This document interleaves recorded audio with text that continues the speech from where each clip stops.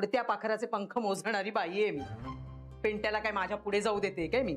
बर हाक मारलीस का? अरे हो, मी मी म्हणत होते बाबांना की चला तुम्ही पण, पिंट्यालाही आनंद होईल. आणि तसे आपण तिघे जण बाहेर कधीच कुठे जेवायला गेलो नाहीये.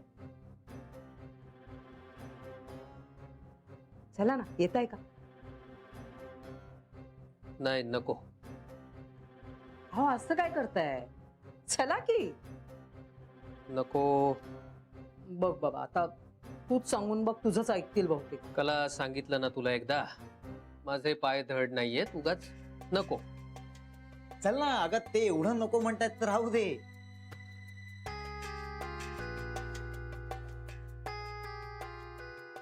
अगं म्हणजे उगाच उशीर होईल ना. उशीर? अरे उशीर कुणाला?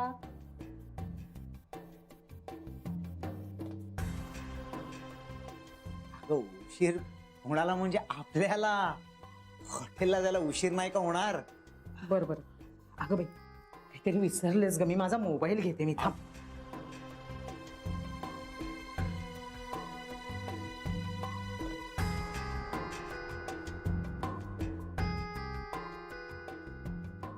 तायडा, आम्ही निघालोय.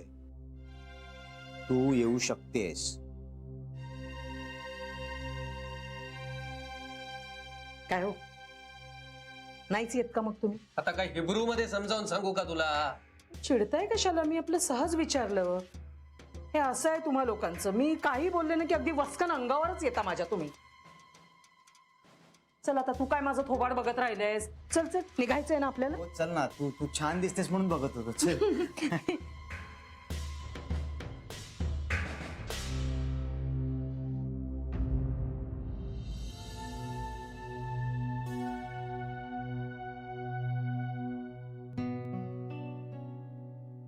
काय ग बेबी, काय झालं? जान्हवीला फोन केला होता मी. कशाला? अगं कशाला म्हणजे काय, रोजच फोन करते ना मी तिची खुशाली विचारायला. मग? अगं रस्त्यावर उभी असं वाटलं मला. हो का? हो बाई, मग? अगं मग काय, जनरली ऑफिस सुटल्यानंतर गाडीत बसायचं आणि घरी यायचं ना. रस्त्यावर उभी राहून माझ्याशी काय बोलली असेल ती, असा प्रश्न पडला मला. पण मग विचारलंस का तिला? नाही नाही म्हणजे नकोच. तिला असं नको वाटायला की मी संशय घेते तिच्यावर. पण घेते तर आहेस ना संशय. हो, पण ते तिच्या चांगल्यासाठीच, तिच्या काळजीपोटीच म्हणते ना मी. हो, ते खरंय. पण अगं सारखं आपलं कुठे आहेस, किती वाजता निघालीयस, किती वाजता पोहोचणार आहेस, असं सारखं विचारणं बरं दिसत नाही ना. म्हणजे मला विचारायची ते इच्छा असते आणि सगळं माहितीही करून घ्यायचं असतं. आता मी स्वतःला बदललंय. म्हणजे मी खूप नॅगिंग करते असं वाटायला लागलं मला, म्हणून मी थांबवतेय स्वतःला. म्हणजे बाळ होईपर्यंत माझ्यामुळे या घरात वादविवाद नको. जान्हवीची तर नाहीच नाही. म्हणजे तिची जरी चूक असली ना तरी मी स्वतःला थांबवीन. भाई, बाकी सगळी माणसं दमली पण या बाळाने शहाणं केलं तुला बेबी. हसायला काय झालं? मी काय जोक केला का? खरं तेच सांगतेय मी. मी आता कोणाशी भांडणार नाही, मला कितीही राग आला तरी. बाळासाठी एवढं करायलाच हवं ना मला. जान्हवी प्रेग्नेंट आहे, घरात आनंद असायला हवा. श्रीसाठी मी स्वतःला बदलणार. हे काय आता? मला राग यायला लागला ना की मी हे असं म्हणायचं ठरवलंय. जान्हवी प्रेग्नेंट आहे, घरात आनंद असायला हवा. मी श्रीसाठी स्वतःला बदलणार आहे. जान्हवी प्रेग्नेंट आहे, घरात आनंद असायला हवा. मी श्रीसाठी स्वतःला बदलणार आहे. जान्हवी प्रेग्नेंट आहे.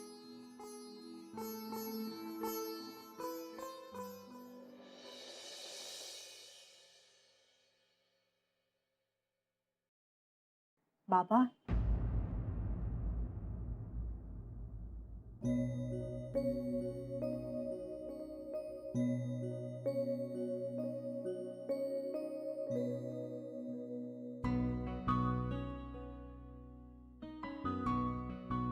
जानू,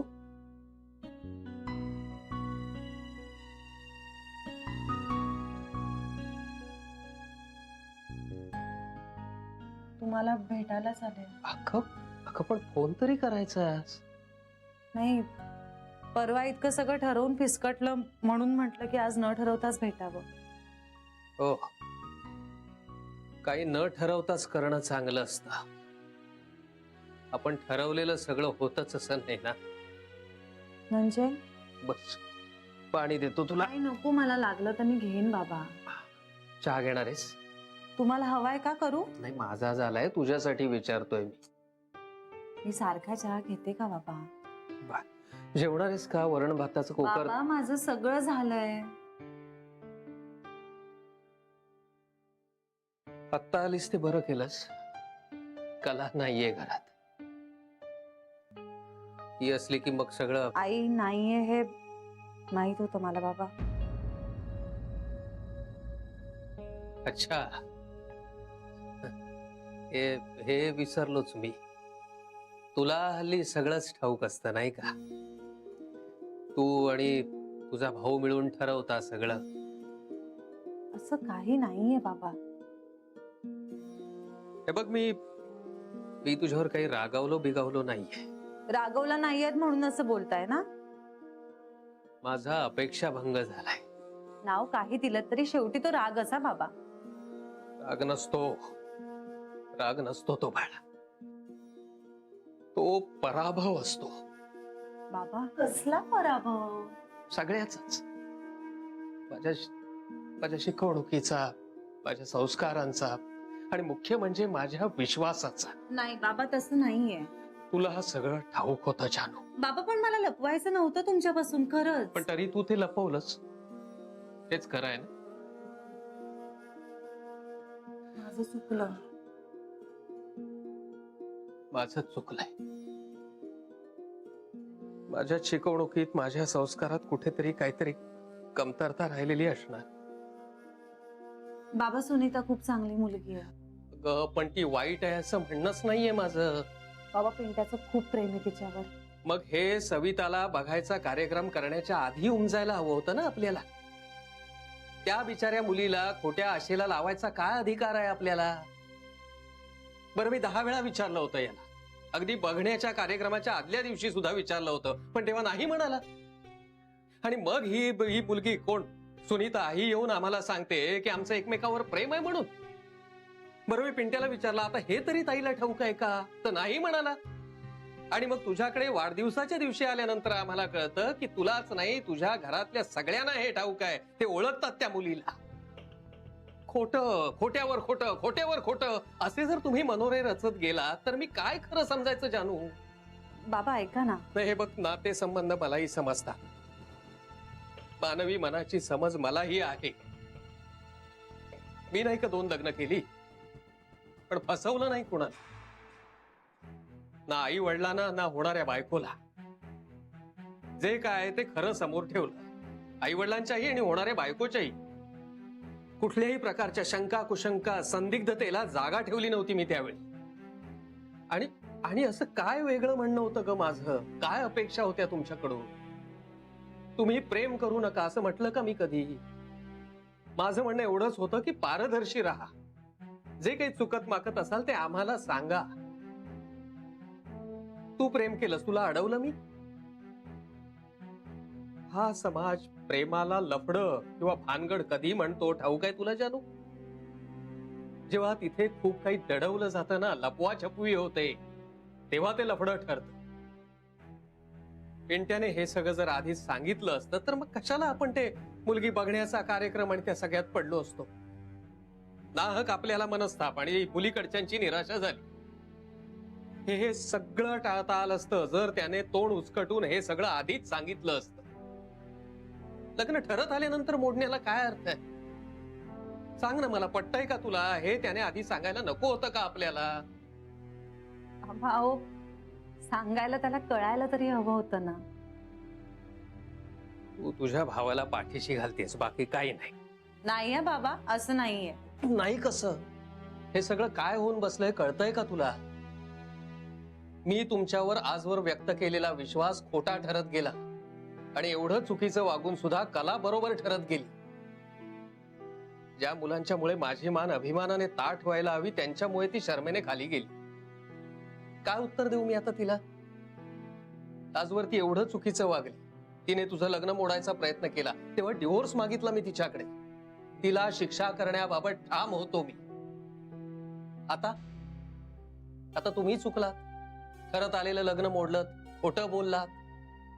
आता मी तुम्हाला मुलं म्हणून नाकारावं असं जर तिचं म्हणणं असेल तर काय वाव गाय त्या, काय उत्तर काय देऊ मी तिला? मी कलाला अजिबात माफ केलं नाही. मी तिला शिक्षा देण्यावर ठाम राहिलो त्यावेळी.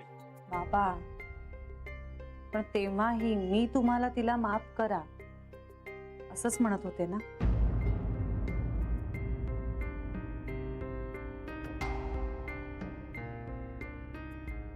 बाबा ऐका, मला मान्य आहे आम्ही चुकलो, पण बाबा त्यावेळी सुद्धा मी तुम्हाला म्हणाले होते की आईला माफ करा.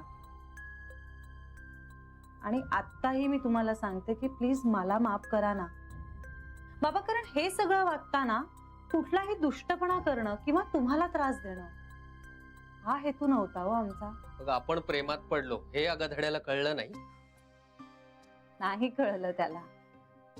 हे अति होत आहे बाबा, आता मी प्रेमात पडले हे सुद्धा मला उशिराच कळलं ना. अनिलशी लग्न जमवलं नाही, म्हणजे मी स्वतःहूनच जमवलं, पण तरी सुद्धा मी श्रीच्या प्रेमात पडलेच ना. हे कळायला उशीरच झाला ना बाबा मला. तू जावई बापूंच्या प्रेमात पडलीस म्हणून लग्न मोडलं नव्हतंस. त्या अनिलने माझा अपमान केला म्हणून लग्न मोडलंस. फरक आहे ना काहीतरी. हो मान्य आहे, पण तरी तुम्ही मला मी अनिलशी लग्न करू नये म्हणून समजावत होतातच ना. कारण अनिल आपटे हे तुझ्यासाठी अनुरूप स्थळ नाही असं मला वाटत होतं, आणि मला वाटतं माझं काही चूक नव्हतं त्यावेळी. एक्झॅक्टली बाबा, मग मी ही पिंट्यासाठी तेच केलंय जे तुम्ही माझ्यासाठी करत होतात. बाबा, सविता कितीही चांगली मुलगी असली ना तरी सुनीता पिंट्यासाठी अनुरूप आहे हे मला पटलंय. बाबा, जर पिंट्याचं सविताशी लग्न झालं असतं ना तर आईशिवाय या घरात कुणीच सुखी झालं नसतं. लग्न हे आपण एकत्र येण्यासाठी करतो ना बाबा. मग बाबा, हे दोघं एकमेकांपासून दूरच राहिले असते, ते कधीच एकमेकांच्या जवळ येऊ शकले नसते, कारण पिंट्याचं सुनीतावर प्रेम आहे. अगं पण मग हे सगळं आरंभलंच कशाला त्याने, बघण्याचा कार्यक्रम वगैरे? कारण त्याचं तुमच्यावरही प्रेम आहे बाबा. हो? तुम्ही घर सोडून जाऊ नये म्हणून त्याने हे सगळं केलं. आणि त्याला नंतर रिअलाइज झालं की त्याचं सुनीतावर किती प्रेम आहे.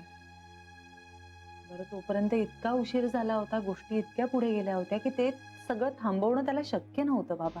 अगं पण तू थांबवू शकली असतीस ना. बाबा, मी थांबवलं. मला ज्या क्षणी हे सगळं कळलं ना त्या क्षणी मी थांबवलं बाबा.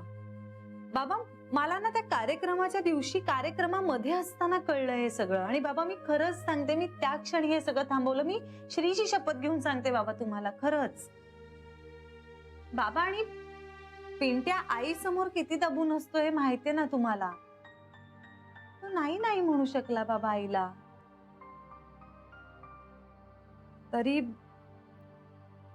आमचं चुकलं बाबा, पण प्लीज आम्हाला माफ करा ना दोघांनाही. बाबा, मी खरं सांगते तुम्हाला, तुम्हाला पटतंय का?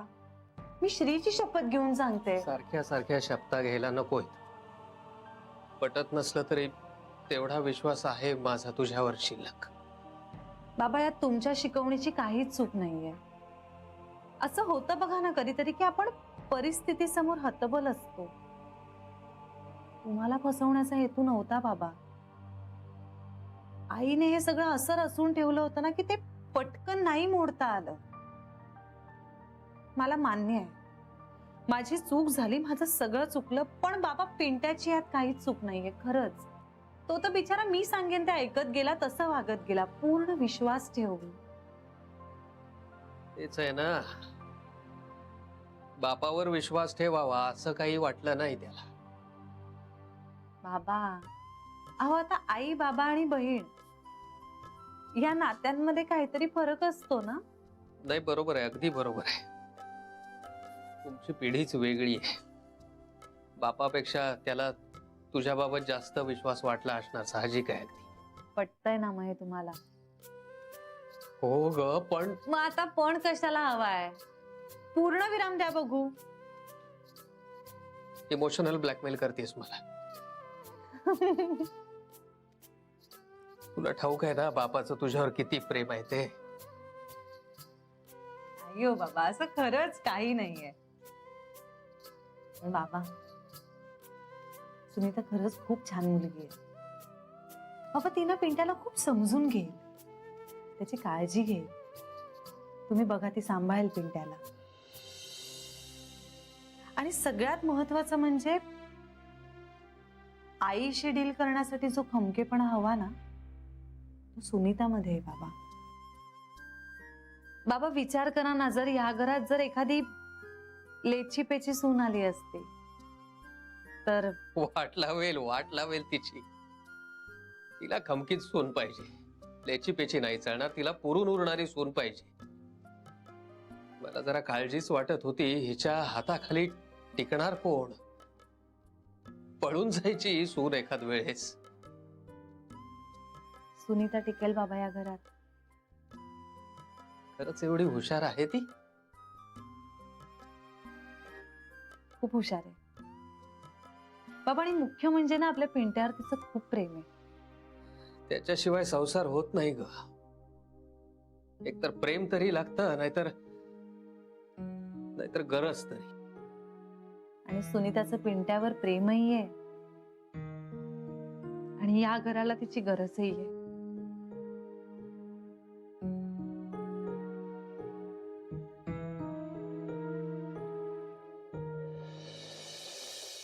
मूर्ख आहे, अगं नुसता हो. मूर्ख आहे माझा मुलगा, मूर्ख. अगं काय काय काय काय म्हणजे काय? आई एवढी हुशार आणि मुलगा हा असला मूर्ख. अपमान केलास माझा तू त्या हॉटेलवाल्या समोर. काय सांगत होते मी तुला, पैसे देऊ नकोस म्हणून. ऐकलास माझं? ऐकलं नाहीस, पैसे दिलेस त्याला तू. अगं हे असं काय करते? आपली पावभाजी खाऊन झाली होती, मग देणार ना पैसे. तरी पण देऊ नको म्हणत होते ना मी. आणि नसते दिले आपण पैसे तर काय बिघडलं असतं? काय केलं असतं त्याने आपलं? सांग ना मला. नाही असं कसं करणार, आपण हॉटेलमध्ये होतो. खरंच लाज वाटते मला, असला मुळा पोरगा जन्माला घातला म्हणून. ज्याला त्याला आपले नुसते पैसे वाटत फिरतो.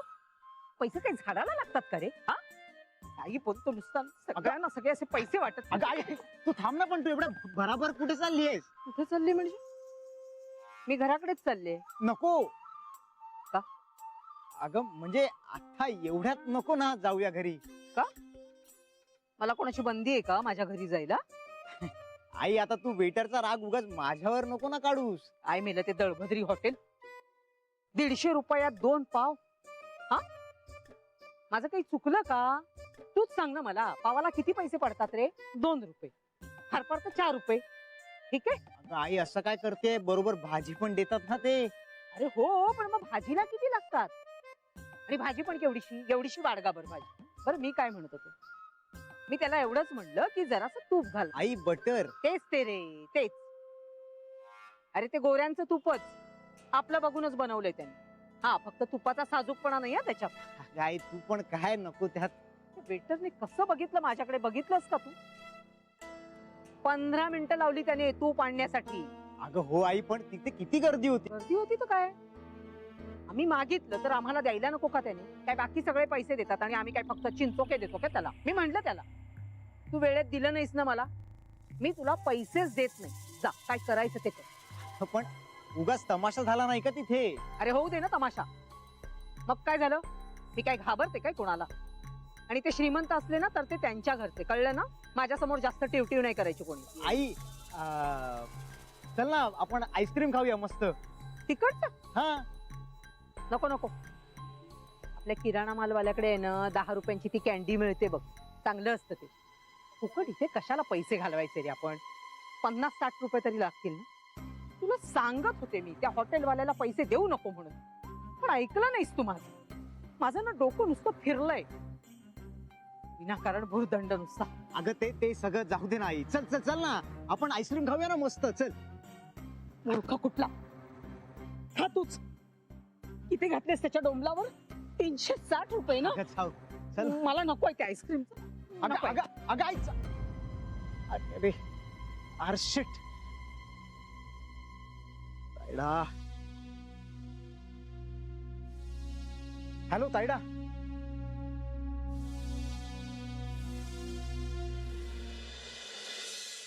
हे घ्या, छान घट्ट झालंय आता. तू घे ना आधी. हो बाबा, मला नको, तुम्हीच घ्या. काय डोकं आहे ना माझंही. मगाशीच फ्रीज मध्ये ठेवलं असतं तर बरं झालं असतं. आपल्या बोलण्याच्या नादात विसरूनच गेले मी. मिल्कशेक झाला होता त्याचा. मस्त आहे पण. छान आहे ना, म्हणूनच आणलं तुमच्यासाठी. लाच देतेस बापाला? नाही, पण म्हटलं तापलेलं डोकं बघूया आईस्क्रीम मुळे शांत होतंय का. जानू, तापलेलं डोकं जर आईस्क्रीमने शांत होत असतं ना तर मी कलाला रोज आईस्क्रीमचा अभिषेक घातला असता. तिचं तंत्रच वेगळं आहे सगळं. बाबा राहू द्या ना, आता जे आहे तसं आहे. बरं ऐका, मी फ्रीजर मध्ये ठेवलंय त्यांच्यासाठी आईस्क्रीम. ते दोघंही आले ना की त्यांना खायला सांगा. सांग. निघू मी? निघतेस? बाबा घरी वाट बघत असतील ना सगळे. सावकाश जा. बाबा बाबा थँक्यू. माझ्या मनावरचं खूप मोठं ओझं हलकं केलं तुम्ही. माझं सुद्धा. बोलण्याने प्रश्न सुटतात ग बाळा. सावकाश जा.